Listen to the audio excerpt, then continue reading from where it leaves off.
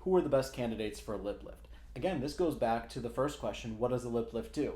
So anybody can benefit from one of those four things that a lip lift does. They are likely a candidate for it.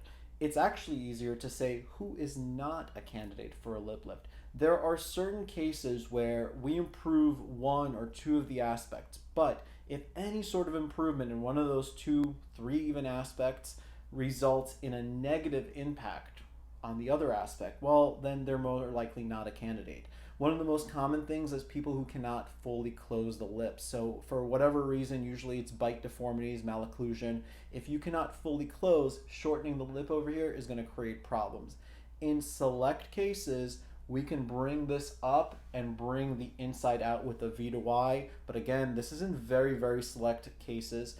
Don't assume that just anybody can do this. The other part is if you want to improve the proportions here, however, you already have a lot of tooth show.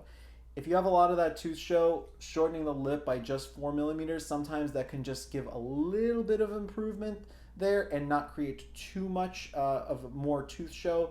However, if you need a lot more elevation and you already have a lot of tooth show, you may not be a candidate. The other thing that we come across is sometimes if the mouth is already very peaked, in those cases, we really try not to do a whole lot of the elevation under here, but we do a little bit more on the corners.